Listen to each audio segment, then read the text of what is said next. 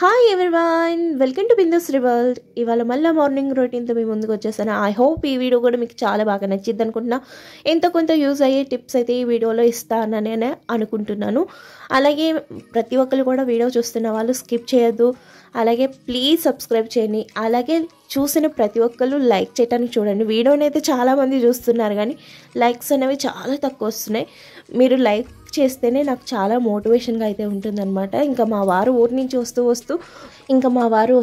అయితే కొన్ని వెజిటబుల్స్, కొన్ని ఫ్రూట్స్ అయితే తెచ్చారనమాట. చాలా బాగున్నాయి. ఇంకా మా వారు ఎప్పుడైనా సరే బయటికి వెళ్ళినప్పుడు రైతులు పెట్టుకుని అమ్ముతూ ఉంటారు చూడండి, అలాంటి చోటే కొంటారు, విడిగా అయితే కొనరనమాట. ఎందుకు అంటే మనం అలా కొంటున్నప్పుడు రైతుకి ఇంత కొంత సహాయం చేసిన వాళ్ళం అవుతాము.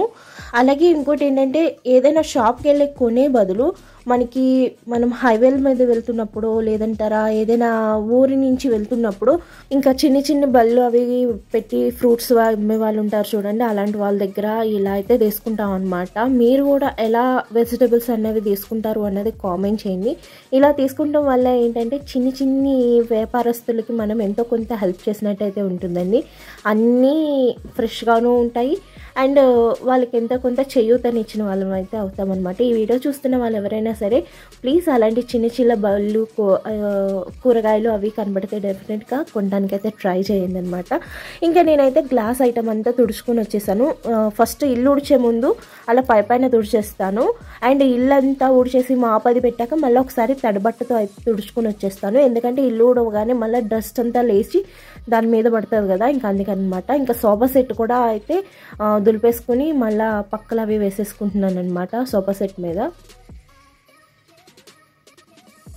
ఈ దిళ్ళన్నీ కిందే ఉంటాయి ఎందుకంటే మా పెద్ద పాప ఈ దిళ్ళతో ఎంత ఆటలు ఆడుతూ ఉంటుందో. ఇవన్నీ మా చిన్న పాప ఆడుతూ ఉంది. ఇంక పొద్దున్నే నాతో పాటలు వేసిపోతుంది. నేను లేచానంటే ఇంకా నాకు కూడానే ఉంటుంది అనమాట.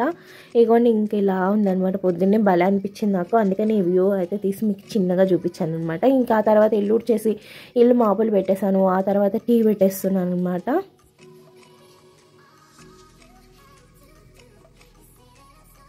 ఇప్పుడు నైట్ తోమిన కొన్ని అంట్లు ఉన్నాయండి, అవి కూడా సదిరేసుకుంటున్నాను. ఇప్పుడు ఈ డబ్బాలు చూస్తున్నారు, ఈ డీమార్ట్లో తీసుకున్న చాలా బాగా అయితే యూజ్ అవుతున్నాయి నాకు. ఇంకా సింక్లో కొన్ని అంట్లు ఉన్నాయండి, ఆ అంట్లు కూడా తోమేసుకుంటున్నాను. అలాగే టీ కూడా మరిగిపోవచ్చింది. ఇప్పుడు యాలకులు వేసి టీ అయితే వడగట్టేసుకుంటున్నాను. ఇప్పుడు టీ పొంగిపోయిందండి. ఇంక అన్నీ తీసేసుకుని అయితే తోమేసుకుంటున్నాను. ఎప్పటికప్పుడు పొంగగానే ఇలా కడిగేసుకున్నట్టయితే మనకి పని అన్నది తగ్గిద్ది అనమాట.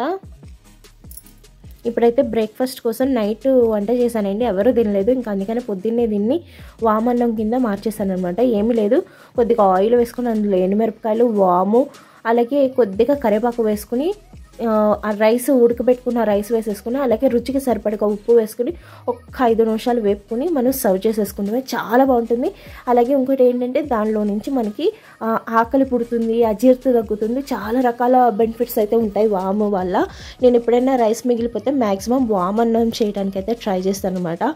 ఇంకా టిఫిన్ అయితే అయిపోయింది, రైస్ అటుకిటు కాకుండా ఉంది. ఇంకా అందుకని ఏం చేసాము అంటే ఒక బొప్పాయి ఉంది ఇంట్లో, ఆ బొప్పాయి కట్ చేసుకుని అయితే తినేసాం అనమాట. ఇంకా పిల్లలకి ఏంటంటే చిన్నగా గుడ్డెట్ అయితే వేసి పెట్టేశాను. నిన్న ఇవాళ కూడా వాళ్ళకి ఆమ్లెట్ అనమాట. ఎందుకంటే మా పెద్ద పాప ఇవాళ కూడా గుడ్డెట్టే కావాలని అడుగుతుందనమాట. ఇంకా అందుకని తనకైతే ఎగ్ దోశ అయితే వేసేసాను. ఇప్పుడు మా వారు నేను 50-50. ఇంకా వంట కోసం అనేసి క్యాలీఫ్లవర్ అలాగే చారు పెడదామని అయితే అనుకుంటున్నాను. ఆల్రెడీ మీకు చారు ఎలా పెట్టాలో చూపించేసాను కదా. ఇప్పుడైతే నేను క్యాలీఫ్లవర్ టమాటా అయితే వండేస్తున్నాను అనమాట. ఇది చాలా సింపుల్గా ఉంటుంది, మసాలా అది ఏం వేయను కానీ టేస్ట్ అయితే చాలా బాగుంటుంది. డెఫినెట్గా స్కిప్ చేయకుండా నేను ఈ రెసిపీని చూపించినట్టు డెఫినెట్గా ఒకసారి ఇంట్లో ట్రై చేయండి, చాలా అంటే చాలా బాగుంటుంది. అలాగే ఇంకోటి ఏంటంటే ప్రతి దాంట్లో చాలామంది మసాలా వాడతారండి. మసాలా వాడకుండా కూడా మనం మంచిగా అయితే డిలీషియస్గా మనం ఇంట్లో వంటలు ప్రిపేర్ చేయొచ్చు. నేనైతే అసలు మసాలా అనేది చాలా తక్కువగా వాడతాను. ఎందుకంటే మనకి ఏదైనా ఎఫెక్ట్ అయ్యాక మనం జాగ్రత్త పడే కన్నా ముందుగానే మనం జాగ్రత్త పడతాం అనేది మంచిది. అలాగే కాలీఫ్లవర్ కట్ చేసేటప్పుడు జాగ్రత్తగా చూసుకుని కట్ చేయాలి, ఎందుకంటే చిన్న చిన్న పురుగులు అయితే ఉంటాయండి దానికి. అలాగే ఇంకోటి ఏంటంటే దీనికి పురుగు మందు అన్నది ఎక్కువ కొడుతూ ఉంటారు, అందుకని మనం ఒక 2-3 సార్లు వాష్ చేసుకున్నాక అప్పుడు మనం ఉడకబెట్టాలి. ఉడకబెడతాం కూడా కాదు, జస్ట్ వేడి నీళ్ళలో ఒక 2 పొంగులు రాగానే స్టవ్ ఆఫ్ చేసుకుని ఆ వాటర్ అంతా వంపేసుకోవాలి, ఎందుకంటే దాని మీద కొట్టిన పురుగు మందులు ఏవైనా ఉన్నా కెమికల్స్ ఉన్నా కూడా వచ్చేస్తాయి అన్నమాట.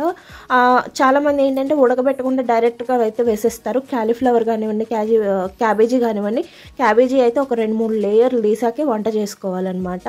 మీలో ఎవరైనా వండేటప్పుడు ఈ విధంగా అయితే జాగ్రత్తగా అయితే వండుకోండి, ఎందుకంటే ఫుడ్ పాయిజన్ అయ్యే అవకాశం ఎక్కువ ఉంటుంది, ఎందుకంటే ఎక్కువ సైడు వీటికి కెమికల్స్ అయి స్ప్రే చేస్తుంటారు కదా, అందుకనమాట. అలాగే నేను ఒక కాలీఫ్లవర్ పువ్వుకి ఒక 3 ఆనియన్స్, అలాగే 3 టమాటా, అలాగే ఒక 4 పచ్చిమిరపకాయలు అనమాట. పచ్చిమిరపకాయలు చాలా ఘాటు ఉన్నాయి, అందుకని ఈ మధ్యన పచ్చిమిరపకాయలు చాలా తక్కువగా వాడుతున్నాను, ఎందుకంటే చాలా ఘాటు ఉన్నాయి అనమాట. చాలా అరుదుగా దొరుకుతున్నాయి ఈ పచ్చిమిరపకాయలు ఘాటు ఉన్నవి, ఇంకా అన్నీ చప్పగానే ఉంటున్నాయి, అంత ఘాటు ఉన్నట్లు. ఇవైతే చాలా బాగున్నట్టు అనిపించింది. ఇంకా అక్కడ కట్ చేసిన కాడంతా క్లీన్ చేసేసుకున్నా, ఆల్రెడీ రైస్ వండేసాను. ఇప్పుడైతే కాలీఫ్లవర్ని అయితే ఒక పక్క పొయ్యి మీద పెట్టేసుకుని, ఈ పక్క ఏమో స్టవ్ వెలిగించి స్టవ్ మీద మూకిడి పెట్టి ఒక్క 4 టేబుల్ స్పూన్ల చికెన్ వేపిన ఆయిల్ని అయితే వేసుకుని, అలాగే ఆనియన్స్, పచ్చిమిర్చి కూడా వేసుకొని ఒక్క 2 నిమిషాల పాటు వేపుకోవాలి. ఈ చికెన్ వేపిన నూనె ఉంటే కనుక నాకు భలే అనిపిస్తుంది అనమాట. ఇప్పుడైతే కొద్దిగా కరివేపాకు వేసుకుని, ఆనియన్స్ బాగా వేగాక ఇప్పుడు టమాటా కూడా వేసుకుని మనం బాగా మగ్గనిద్దాం.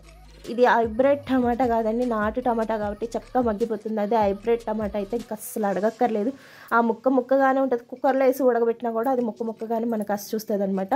ఇప్పుడు ఉడికిన కాలీఫ్లవర్లో వాటర్ అంతా తీసేసుకుని అది ఈ టమాటాలో వేసేసుకుని కొద్దిగా ఉప్పు వేసుకుని చక్కగా మగ్గనివ్వాలి.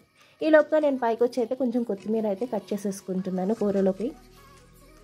ఇగోండి నేను వచ్చేలోపుగా మా చిన్న పాప చూసారా గేట్ ఎక్కి మరీ నన్ను పిలుస్తుంది. ఇప్పుడు ఇక పైనుంచి తెచ్చిన కొత్తిమీరని పైన అలా జల్లేసి ఒకసారి అయితే కలుపుకోవాలి. చాలామంది ఏం చేస్తారంటే కొత్తిమీర కూర దింపేసాక వేస్తారు, దానివల్ల ఉపయోగం ఏంటో నాకైతే తెలియదు, కానీ ఎప్పుడు కూడా ఇలా కర్రీ అన్నది కుక్ అవుతున్నప్పుడు వేసుకుంటేనే ఆ ఫ్లేవర్ అన్నది మొత్తం కర్రీకి అంతా బాగా పట్టిద్ది అనమాట.